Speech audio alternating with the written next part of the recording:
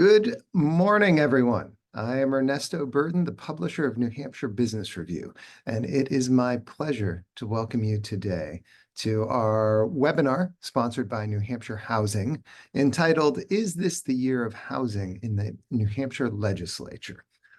We know that this year's legislative session is set to address a plethora of housing topics and has already begun doing so, acknowledging the urgency of New Hampshire's housing crunch for residents and businesses alike. So our panel will be our panel of housing policy and housing construction experts are going to be taking a deep look at the proposed legislation and analyzing its potential impact on the state's housing crisis.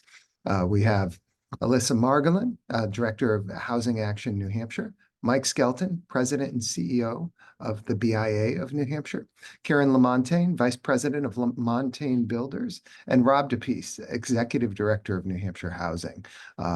We are going to hear from each of the speakers individually first, and they'll each be giving us some details on key aspects of this issue, and then we'll all get together for a conversation, at which point I hope that you, the audience, feel free to submit questions. I have some questions also that were submitted ahead of time by folks via email, and so I think it will be a lively discussion. We are going to jump off with Alyssa from Housing Action NH and get right into it. We don't have a ton of time considering how much there is to talk about. Welcome, Alyssa. Oh, you are muted. Thank you, Ernesto. Good morning, My everyone. pleasure. Thank you, New Hampshire Business Review, and thank you all for joining to convene on this important topic. Is this the year of housing in the New Hampshire Legislature? Well, as an advocate for affordable housing issues, it certainly feels like it is. Is this the year of housing wins in the legislature? I think that remains to be seen. And so I look forward to talking with you and hearing from my fellow panelists and fielding your questions on if we're going to pass some necessary policy changes and secure some necessary tools to address the housing crisis.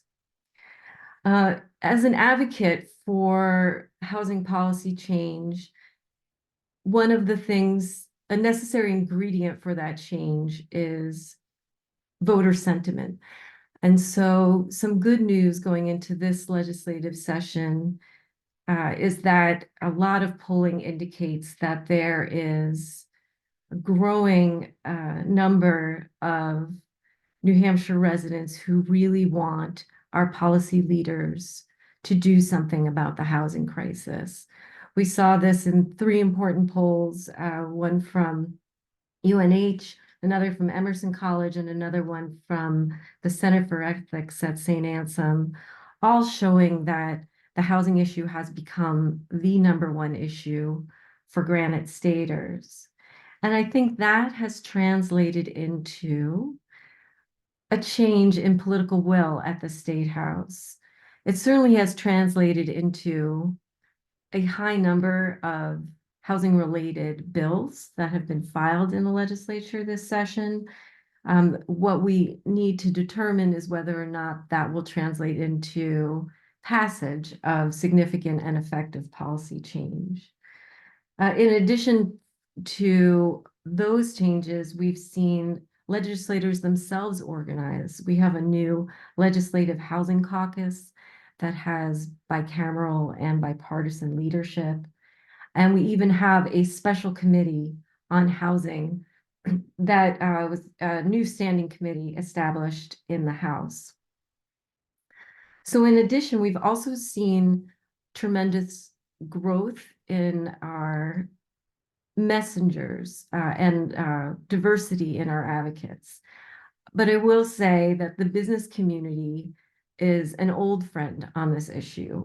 We've seen leadership from the Business and Industry Association on this issue for many years now. And I think that's because the challenges to workforce recruitment and retention have been really visible to the business community for a long time.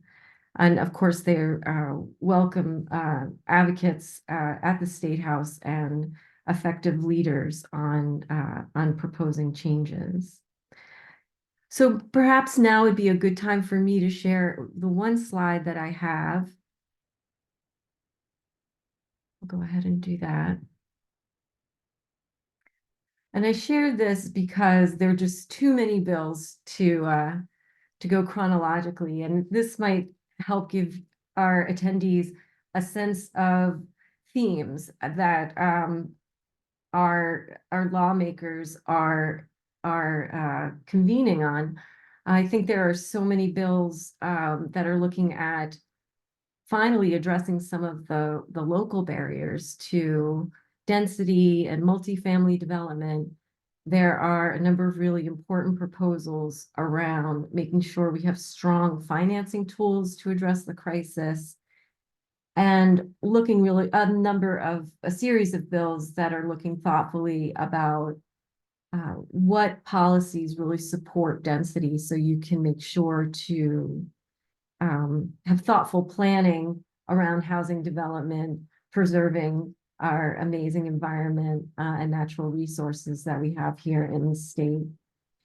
And I would say it's an interesting year in the legislature as well, because I have found that the tone of the traditional hearing around housing issues has changed, because it's no longer a question of if we should do something.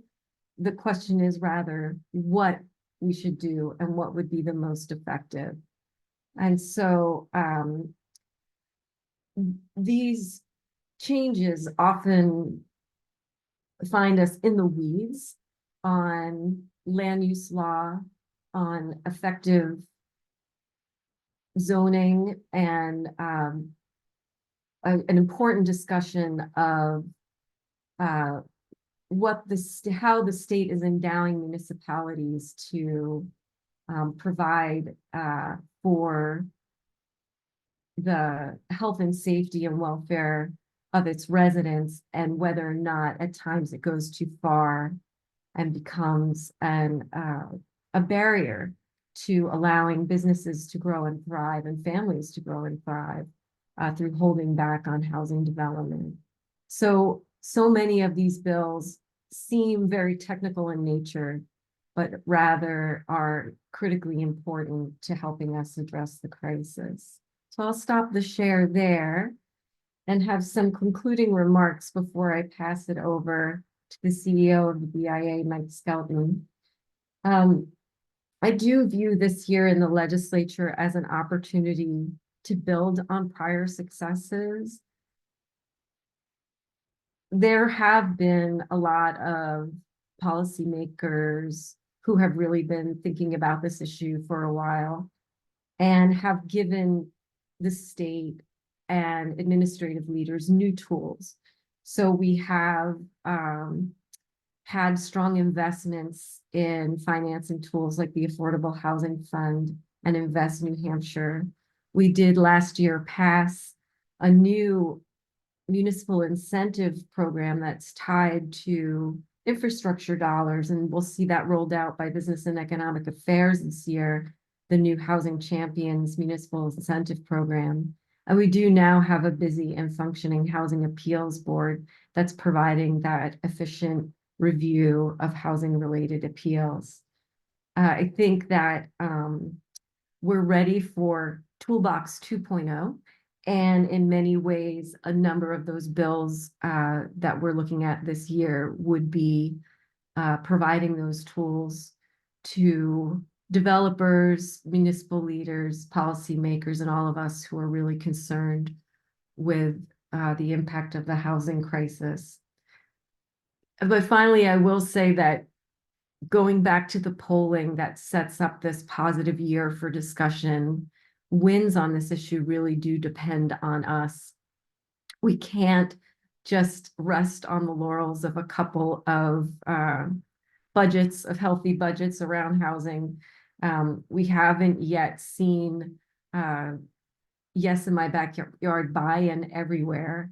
And it's really going to take that kind of commitment and change if we're really going to be able to serve the housing needs, the affordable housing needs of New Hampshire's workforce. So I look forward to hearing from my other panelists this morning, and also fielding your questions. Thanks again, New Hampshire Business Review. I'll pass it to Mike. Thanks, Alyssa. It's great to be here today. I appreciate the invitation and opportunity to speak on this really important topic. I'm Mike Skelton. I'm the President and CEO of the Business and Industry Association of New Hampshire. We serve as New Hampshire's statewide Chamber of Commerce and State Manufacturing Association. And our mission, put simply, is to champion a competitive business climate for New Hampshire to ensure that businesses are able to grow and prosper here, and that New Hampshire is a great place to live, work, and play. And as part of that mission, we're looking closely at what are the biggest challenges facing our state and what are the solutions needed to address that. And as Alyssa mentioned, the business community has been deeply engaged on housing access, affordability, and its intersection with workforce for several years. And it has been building over the years, I would say, to being among the top priority to where we are today, being really in the top 1 or 2 or 3 issues that we are regularly speaking with our members about. So I just wanted to spend a few minutes today sharing the perspective of the business community and why this issue is so important, what some of the contours of it are from a business perspective, and some thoughts on where we go from here and what the opportunity is presented to us in 2024, but in future years going forward. Just to step back again to share a little bit about the BIA. We represent members, businesses from all industry sectors, all parts of our state, collectively more than 400 members from all over the state that employ more than 100,000 individuals and have an impact of more than $5 billion to our state's economy. And one of the best parts of my job is I get to travel around the state and talk to business owners and CEOs and executives and learn about their business and what their challenges are, what their opportunities are.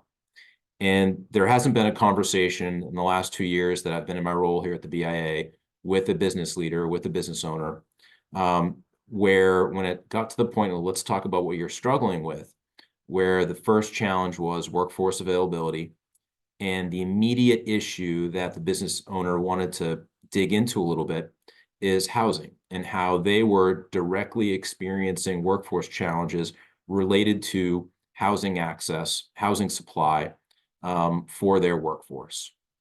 And so I think one of the reasons the business community has become more vocal and more engaged on this issue is there is a clear and obvious tie between workforce availability and housing supply. And it is really one of the challenges that is impacting the ability for our economy to continue to grow in the future. And I think one of the perspectives we have to have on this is that New Hampshire is not in this alone. Workforce challenges exist all over the country and many other states. I recently was visiting with my peers and other state chamber CEOs from around the country and had dedicated sessions to workforce availability and housing supply. All advocacy organizations like ours are interested and engaged on this issue. And so the takeaway from that is that for New Hampshire, we cannot sit back, not only because is the challenge here really dire and impacting our economy and impacting the quality of life for individuals living here, but other states are moving quickly to address this issue as well. And if they're addressing it more effectively than us, that puts us at a competitive disadvantage when it comes to our business climate. So that the challenges here is really dual-fold, and we need to be very thoughtful and I think aggressive in how we meet this challenge ahead of us. In terms of some of the solutions that have been noted, I think it's very apropos to be having today's webinar around is this the year of housing? And I think Alyssa's slide that shared all the different ways in which the legislature is considering approaching this issue is emblematic of the fact that the legislature and policymakers are really taking a holistic approach to this issue. And it requires that. There is no silver bullet that is going to magically address our housing supply and affordability challenges in this state. It's going to take a lot of solutions, some small, some big, over a sustained period of time. And I think just to share from the business community perspective, there's a lot of really great advocates that we're able to work with, like Housing Action and New Hampshire Housing and many others, some of which have specific missions focused on elements of the housing challenge that we're facing.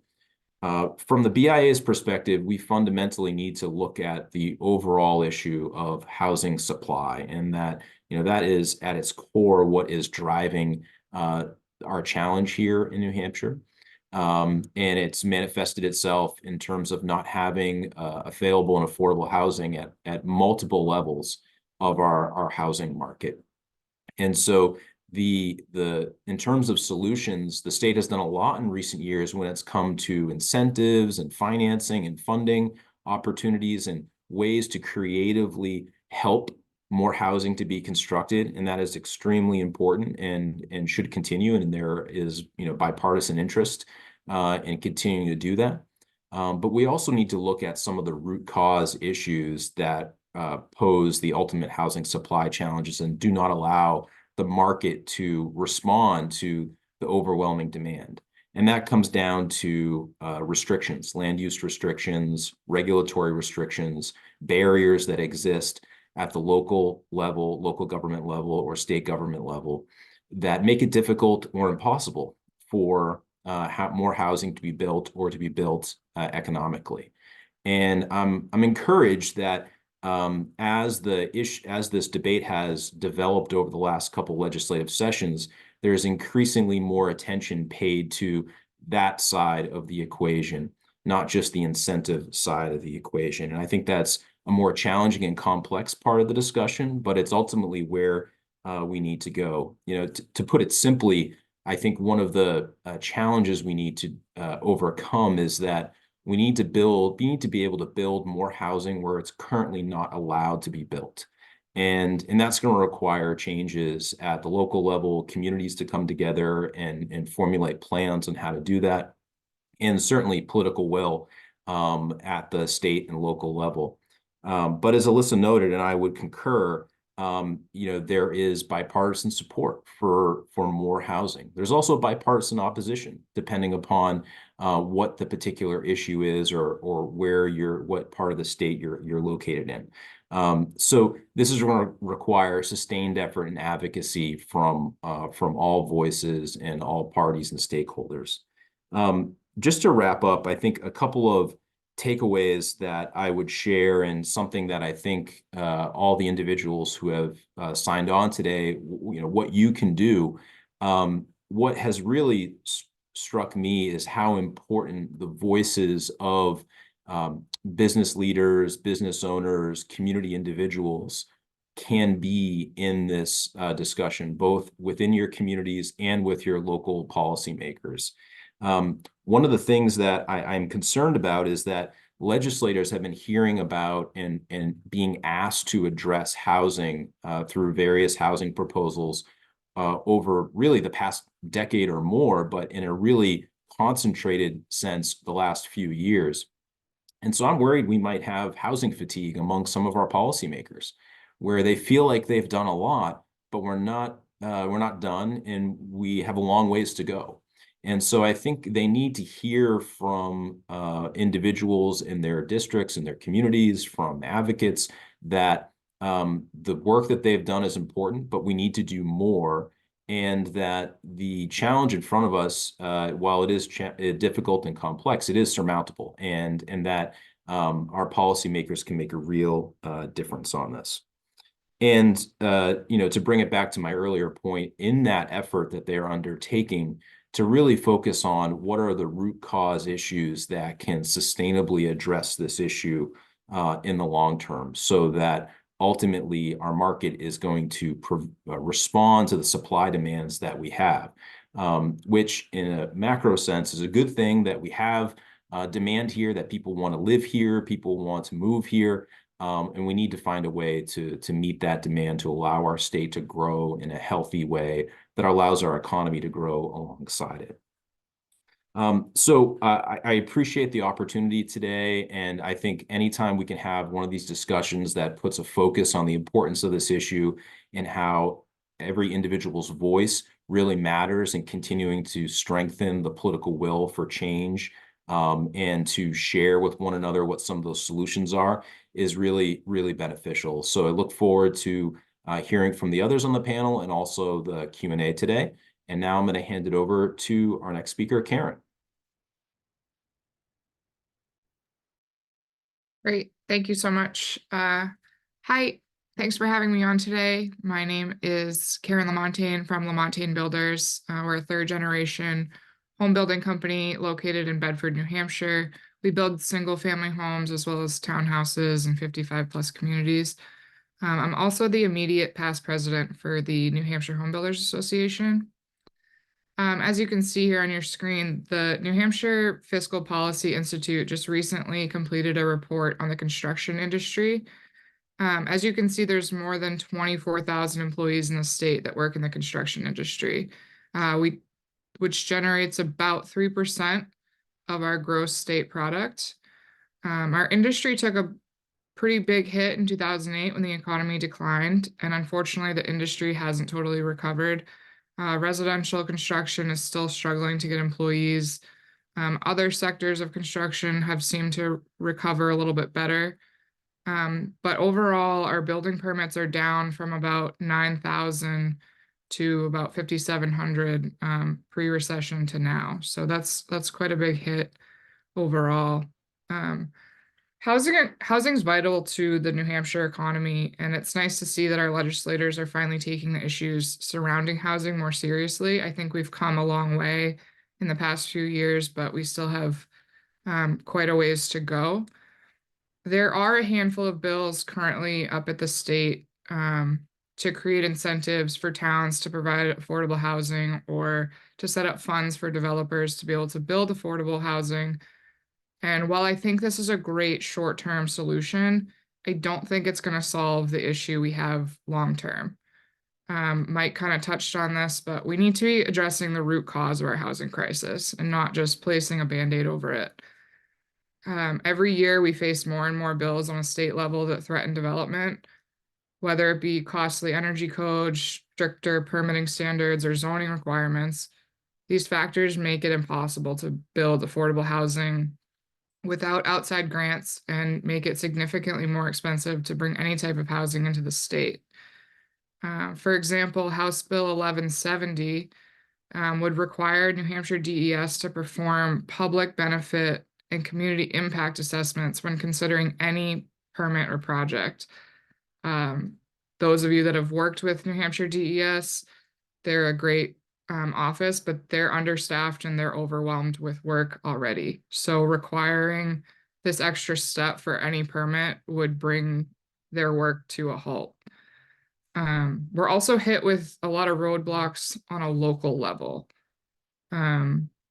Local jurisdiction is challenging for developers. It's harder and harder to work with them every year to be able to bring in any type of housing. Engineering requirements are more expensive than ever. Infrastructure is difficult to, well, we have a lack of infrastructure in the state, and there's an unwillingness of the municipalities to work with us to bring that infrastructure into the towns. And every year it seems that minimum lot sizes get bigger and bigger, which, as we know, makes it more expensive to develop. And while everyone seems to agree that we need more affordable housing, towns think that that affordable housing would be better in a different town and not their own. In fact, some towns have turned down funding to bring water and sewer lines through their town in fears that it'll attract affordable housing. A lot of towns have also stopped allowing 55 plus communities, because whatever zoning rules they have for 55 plus communities, they also have to offer for affordable housing. And honestly, one of the biggest hurdles, there's still a stigma associated with affordable housing that planning and zoning board just can't seem to get past. It's a big not in my backyard mentality. And I think that the state could do a better job of changing that perception for sure. But I don't just want to focus on affordable housing, because I think the housing issue is bigger than that. We need to find a housing solution for the missing middle.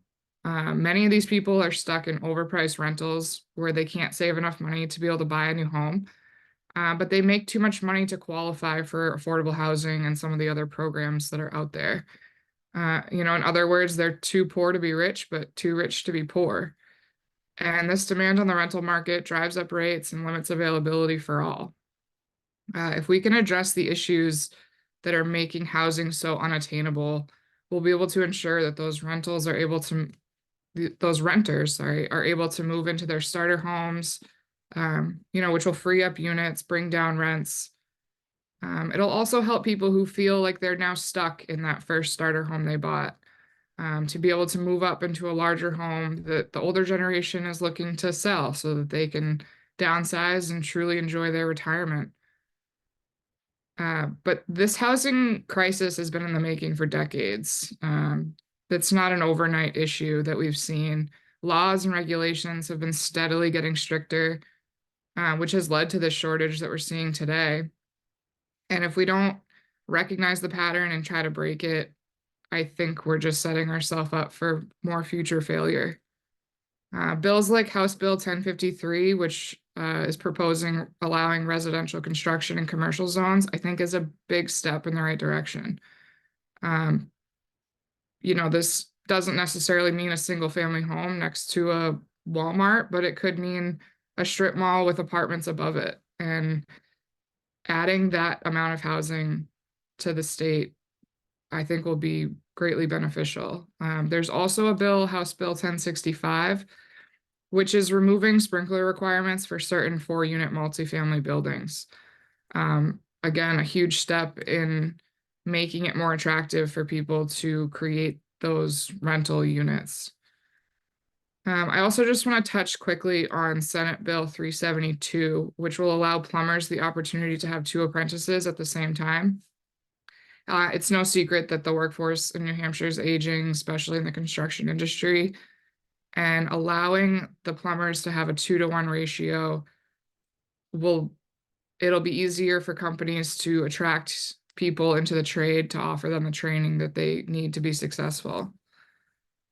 I guess my outlook is probably more negative than most people. I think the state has done a great job in trying to tackle this, but I think we have a long way to go before, we really see major headway. And I think most of it is just changing perception in the state.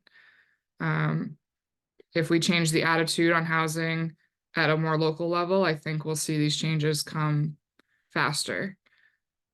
So thank you for allowing me a chance to share my viewpoint on our current housing situation. And now I would like to turn it over to Rob at New Hampshire Housing and Finance, who I'm sure will have a much brighter outlook than I do. Thank you very much, Karen, and to New Hampshire Business Review and my fellow panelists. I think, Karen, you've earned the right to that cynicism and pessimism in some cases, and so I appreciate that perspective, and it's helpful, I think, for all of us to hear that kind of real talk about what it's like for people who are on the ground trying to create housing. So I'm going to, I guess, bring us home here, and I have a few comments about the work that we're doing and the work that we're excited about that others are doing, and then I'm looking forward to the conversation. A couple slides, so I'm going to share my screen. I trust that somebody will tell me if there's a problem that you should be seeing an opening slide here.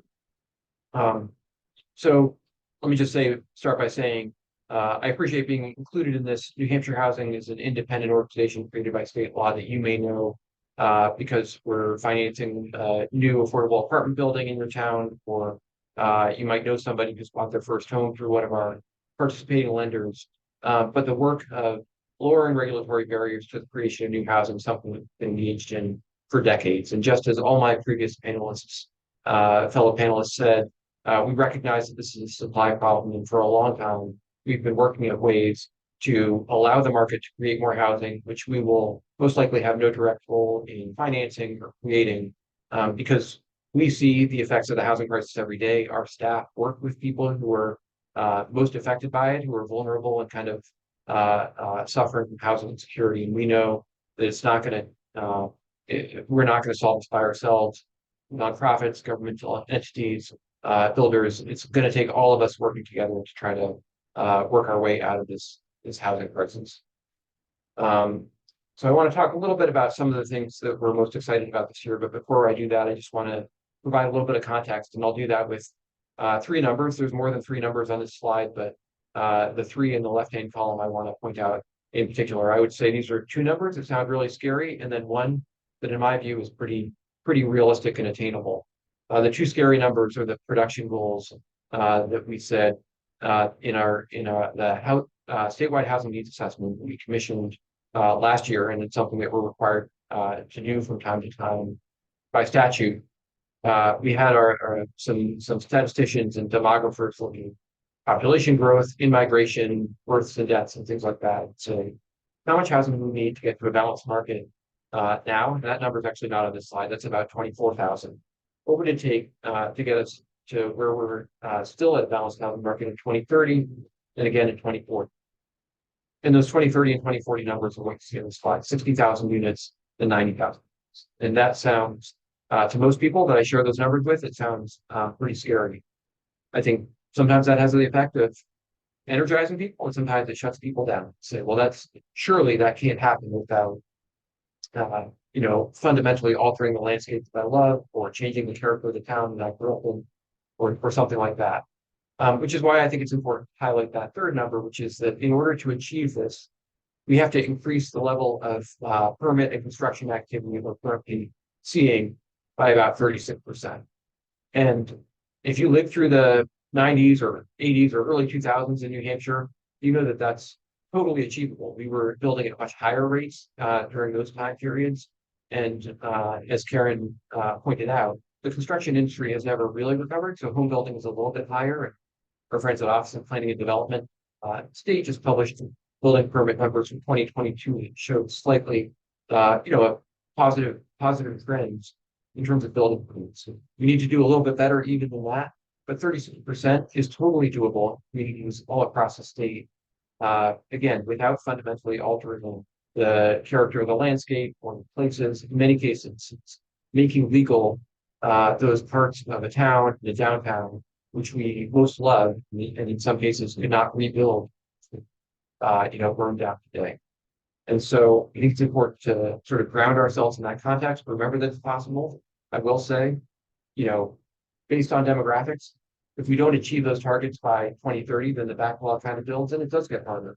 And what would happen in most scenarios if we didn't achieve those numbers is that we would continue to see our economy suffer, and we would continue to see people who are at the lower end of the income spectrum, seniors and people with disabilities, suffer from increasing rates of housing instability. So this is important stuff and a serious business, but it's something that we can do. I'm going to move on to the next slide and talk specifically about some of the legislative activity that we're really excited about. And by no means are these all the good ideas that are in the legislature this year. Alyssa had a more comprehensive list, and there's more resources available I can point you to on the two bills in the House of Representatives that went to the Special Housing Committee, which the Speaker of the House and minority established last year. And Karen actually mentioned one, House Bill 1065 and the Senate Bill 599, which may end up being the vehicle by which this will stem. No sprinklers required for 3 and 4 unit conversions. That was sponsored by Representative Damon. And the thing that I want to highlight about this is a solution that people came together to create. And so the state fire marshal Sean Toomey's been involved, building officials have been involved. They've come out in favor of this change and recognize that it's a common sense thing. We've got a lot of big houses that are oversized for the families and people who live inside them, and could easily be, perhaps not easily, but could do well to convert, but for the added cost of that added sprinkler. So this change in the law, I think is a really positive development. Could be kind of template for other common sense solutions that will allow our existing housing stock to be down. House Bill 1291, expanding rights to accessory dwelling units. This is a bipartisan bill with Representative Reed and Representative Alexander, who's actually chairman of the Special Housing Committee. Since 2016, the state has required municipalities to allow accessory dwelling units or granny flats. This law puts a little more teeth into that original law. Some towns got pretty creative with ways to make it really difficult in terms of excessive parking requirements or things like that. So this just sort of improves that law, addresses parking requirements, maximum sizes of ADUs, things like that, and really ensures that people will have an actual opportunity to build something that make their single family residence more adaptive. Two bills in the Senate that we're really excited about, and actually I'll mention a third. The two on this slide are sponsored by Senator Annis, and one is doubling the annual appropriation from the real estate transfer tax to the affordable housing. You might ask, I think every panel so far has had this supply problem, explicitly or implicitly saying we're not going to be able to subsidize our way out of this problem. We agree in New Hampshire housing. And so why are we talking about subsidy? Well, we still need resources like the Affordable Housing Fund in order to build affordable housing for the people who are most affected by the housing supply crisis. And also to make full use of the federal resources that are available to the state. And so I saw a question pop up in the chat earlier. How can other states attract affordable housing? Making sure that there's adequate subsidy at the state level can leverage federal tax bonds, tax credits, and things like that to really essentially part of that. We appreciate the work the legislature and governor did a few years ago to establish the set aside of the real estate transfer tax of $5 million. And everybody knows that doesn't go anywhere near as far as it is. So this doubling has strong bipartisan support. We're very excited to see what we can make happen if that becomes law.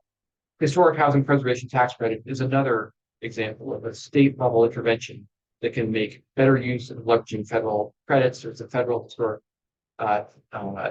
credit, and that exists at the state level in roughly 39 states.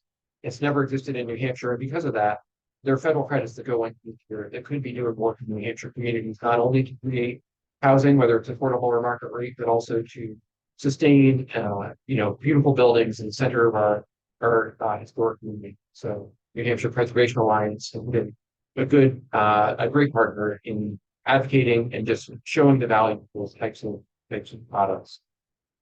I also want to mention the home use bill, Senate Bill 538, sponsored by Senator Rebecca Plethora, which has a smattering of different interventions, but I'll note in particular that Karen mentioned minimum lot sizes and how big an impediment that is to introducing starter homes to the market. And so Senator Perkins Coker came forward with a bill that says half of the land in your community that's zoned residential, you can have that for conservation. You can have large minimum lot sizes, whatever you need to do in order to, you maintain the character. The other half, it's got to have some basis in science, whether that's, based on DES soil and septic standards, or some smaller established standard if it's on water and sewer. So that's a common sense thing that I think would reduce the pressure on green field sort of development, large lot size development that has really eaten up a lot of our most beautiful countryside, and has bipartisan support, but it's got a tough road as well. So I think it's important to mention that Senate bill also. This is my last slide, and I know I'm about at time. Alyssa mentioned that she's got resources, and so I encourage everybody to sign up for the Housing Tracker at Housing Action New Hampshire nh.org. You'll get emails about when it's important to make your voice heard, and so that's a really great way to stay abreast of what's happening at the State House. Also, New Hampshire Housing just released our first of a new podcast series, the Making Homeownership Happen podcast, and I encourage everybody to check that out. My colleagues Matt Gallant and first episode, my colleague Ben Foster, as well as anybody, took a deep dive into initiatives in this legislative session in sort of greater detail than we have time to do today. And so I will wrap up. I just want to sort of end with a call to action and say, in addition to signing up for these housing action emails and getting involved at the state level, everybody on this call has the opportunity to get involved at the local level and make your voice heard. There is no need to wait for the legislature to ensure that the community that you live in is providing support realistic opportunities for creation of new housing, creation of starter homes and small family construction. I was inspired by the remarks at the State of the City address by Mayor Rouet in Manchester. It said, we don't need to wait for this major zoning reform to make common sense changes that are going to remove barriers to the creation of any needs for me. I think we should all take those same words to heart and get involved in needs. And as Mike said, the business voice is highly valued in our communities and will make a big difference. So thanks so much. I will stop sharing and look forward to the conversation.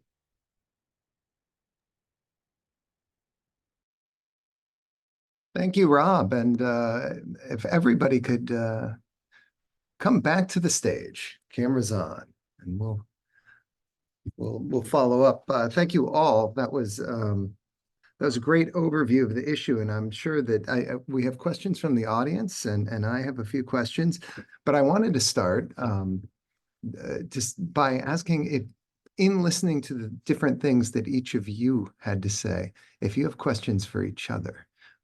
What came up during those conversations that you think is worth addressing, or that you'd like to jump into? And not putting you on the spot, happy to charge forward, but I wanted to give you the opportunity.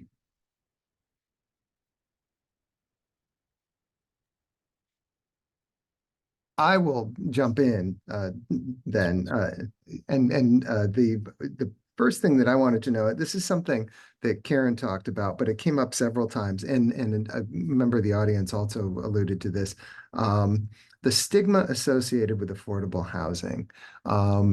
This is how do you change this perception? Because I think in the number of programs that we've been involved with, and the number of times I've heard you speak, Rob, or others in the field, there are a lot of answers to that question in terms of like why there are a lot of misconceptions about that, but why isn't that message getting out, and how do you do it? What are some of the ways that that's done, and who needs to be reached there? I throw that out to everyone. Well, I'm happy to start since I was your first speaker. I would, someone who has been advocating on housing issues in the state legislature in New Hampshire for 15 years. I have seen a lot of change when it comes to stigma, and I almost feel like we're beyond it, but I am reminded by Karen's comments that when you're before the zoning board with your project in the community, you're still fielding NIMBY attitudes and questions, and sometimes questions that should give us all pause about who is going to live there and if they're going to have children. But I do think that more often we are talking about economic challenges that our state is facing now and will face more severely in the future if we don't really get serious and do something about production. And so I have seen a positive change. There's also a colleague who is now working for Rob's team who reminded me, sometimes we can spend a lot of energy focused on NIMBYs, but we're probably better nurturing and growing the chorus of YIMBYs, of Yes in My Backyard. And I just think we have so many powerful allies in this growing movement. So that's what gives me hope. I'll just add to that. I think that the best way to break through the stigma, or in some cases, fear of change around this issue is, as Alyssa just noted, changing the conversation and making it about the economic and quality of life challenges that addressing this issue solves. And that, we should all share a desire to see progress on housing access, housing supply, affordability, because it's going to mean good things for our state and good things for our community. and that we should not assume that, I think there's an assumption that addressing this issue is going to mean negative impacts to me and in my community, when I think evidence is to the contrary, that there's lots of creative ways that communities and the state can address this issue in a way that's going to be ultimately beneficial. And I would also add that I feel like a lot of the stigma and challenges or fear that folks might have has gotten wrapped up in the terminology that is tied to this debate. Workforce, affordable, these are terms that everyone has different definitions of, and there are different thresholds depending on whether you're using a technical definition used by government at some level. The simplest way to have a conversation about this is just to look at the facts that availability of housing for single family homes, availability of housing for rental units, we're far below any threshold for what would constitute a healthy housing market. And that has real world implications for the viability of our economy, for the health of our state, for our quality of life. So forget about the terms. We just need to have a healthy housing market that has adequate supply for what the market is demanding. And we all believe in supply and demand when it comes to other things. So why wouldn't we believe in it for housing? And I think that having that type of conversation with folks who maybe have some trepidation around it is the best way to break through. It seems like one of the, when you talk about people, not in my backyard people, some of the polling data that we've seen this year suggests that general opinions about housing have changed considerably in the state. So is it a question of the state overall having a not in my backyard attitude, or is it a question of the majority of people who don't have that attitude not being on the boards that are making these decisions?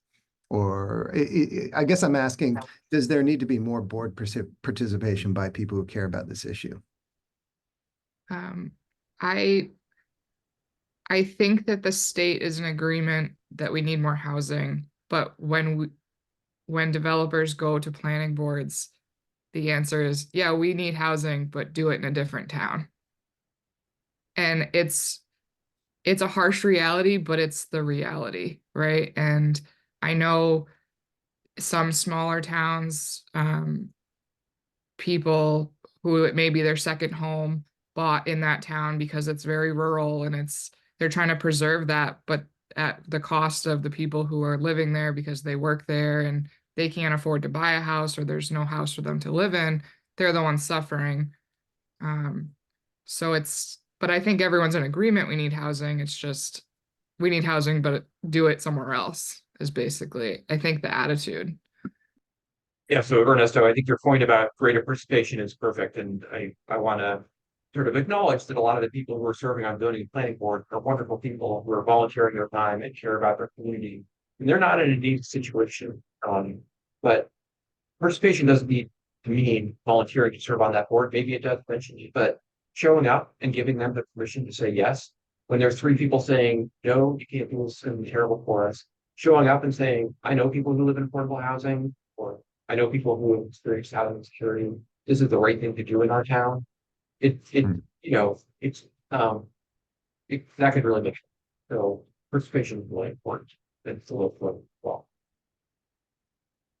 Thank you. That's a great point. And I wanted, Karen, to your point, one of the questions that came in, it's a little bit long, but I want to read the whole thing because I think it might resonate with you. I am a project engineer who specializes in land development for both commercial and residential projects. Tasked with the design and permitting of proposed projects, we spend a lot of time working with and presenting to town planners, planning boards, conservation commissions, and zoning boards. Across municipalities, it seems that planning boards often prioritize personal preferences over adherence to regulatory conformity when working through their decision-making process. This is especially apparent when I'm presenting a cluster subdivision, duplexes, townhouses, or some other form form of lower cost housing. They just don't want it. And they will make the permitting process very difficult, untimely, and more costly for the applicant. My question is, will there be any legislation or action that would be aimed at holding municipalities accountable for their decision-making processes, other than what is existing, which involves the court system and only delays the project further while making it more costly? Yeah, I agree. Um, So, and is there any legislation, and is any of the legislation that's on the roster this year potentially going to address that challenge? I think specifically, I think the Housing Appeals Board has been a great tool in addressing some of that issues where personal preference has definitely taken over the attitudes of planning and zoning boards. Maybe they don't like townhouses, so they don't want you to build them, and they kind of make your life difficult, just like that question was, till you give them what they want personally. But with the Housing Appeals Board, and I don't know how many years they've been since they've been formed, but they'll hear cases quicker than the Supreme Court and will rule based on zoning laws for that town. So they take that NIMBY attitude out of it because they are just looking at the facts and they have no emotion. So that has been a big step in the right direction for development for sure. Well, anybody else want to touch on that? Maybe also worth noting that the sort of housing toolbox that passed into law, I think 2 years ago now, included this sort of strengthening the timelines around zoning and planning decisions. And so that's not a silver bullet, something that I think can be helpful in holding boards accountable for making a decision one way or the other. I mean, each municipality has a responsibility under the workforce housing law, which has been in effect for 15 years, to allow reasonable and middle communities housing. So I think it doesn't hurt to ask, is that, while there isn't a lot of recourse for builders aside from the legal system to enforce that law, it's reasonable to ask municipalities, ask the planning director, how is the municipality ensure that they are meeting their obligations with the law? It may not help with a specific project, but it's the right question to be asking. Okay, we have a ton of questions now, so I'm going to move through them really quickly. One of the barriers we see in developments today, this is a question from the audience, is the high cost of infrastructure improvements needed for the project and the question of how those costs should be paid by the developer, the municipality, or both. Are there funds or programs at the federal or state level that can be utilized to assist with these costs? So this is a good opportunity for me to plug the rollout of the new Housing Champions program. This was an idea that was developed in Governor Sununu's first housing task force in his first year in office, and was included in the community toolbox proposal that Rob just mentioned, but then was finally passed as a standalone measure in the last budget cycle. So it almost took, 3 bites at the apple for us to get that through the legislature, which I think reminds us about the tenacity required to move some of these proposals forward. That was a similar history to what we have with the Housing Appeals Board that Karen mentioned. It's not like we got that through on the first time. It definitely took a lot of work in partnership with home builders and the BIA, I would note, in moving that forward. But I think that there's not enough funding in this initial appropriation is only 5 million, but longer term, a successful rollout of the Housing Champion Incentive Program that ties zoning reform to infrastructure dollars could be a really powerful incentive program that really embraces local control, but aligns the need for infrastructure improvements. And then also, I think, gives us a long-term program in the state that we could build on. I do think that this question about whether states or whether communities are purposefully pulling back on investing in infrastructure for their communities to avoid attracting development is a real issue that we all need to wrestle with. It reminds me of a comment someone made in the early days about self-strangulation, that a community would actually, purposely withhold growth and development opportunities in its backyard, in order to move that development somewhere else. And I think the way, you overcome that is through, change of leadership. As you mentioned, Rob, people who serve in their local communities are incredible volunteers, and they're often serving because they love their town and they love their communities, but they're often serving because they love it as is. So it kind of, the system itself has an inherent kind of protectionist orientation. And if we are to change that, we are going to need to bring in kind of those new generation of local leaders who want to see their communities align with their dreams for what they want in their backyards. I'm going to roll now a couple of questions into one. We had several questions relating to Airbnb and Vrbo properties and their impact on housing. And is there any effort to put more controls in place on those if they are having an impact on affordable housing? Anyone could take it. But there's not a lot in the legislature dealing with short-term rentals this year. There has been in past sessions. Municipalities have the power to regulate sort of the behavior of people in the short-term rentals, which has been, part of what has caused concern and sort of existing legislation in place. But in terms of the effect on the housing stock, no, I don't think there's a lot of legislative proposals that sort of take aim squarely at that. I will say there's a report on our website that examines the link between prevalence of short-term rentals in communities and rising rents, lower vacancy rates in those same communities. So I encourage people to check that out on the website. I wish I had like a blockbuster bombshell to tell you, but I'll just say it's complicated. Okay. Did anyone else want to touch on that as well? I'll just quickly add that certainly it's an issue to be looked at on a community by community basis. And as Rob mentioned, communities have taken different approaches to it. I would just offer that the reason that it is creates a challenge is that we have a shortage of housing in the first place. And that I would think to focus too much on that as a way to address the macro issue here would be, as one of my fellow panelists said earlier, kind of a Band-Aid on the bigger issue.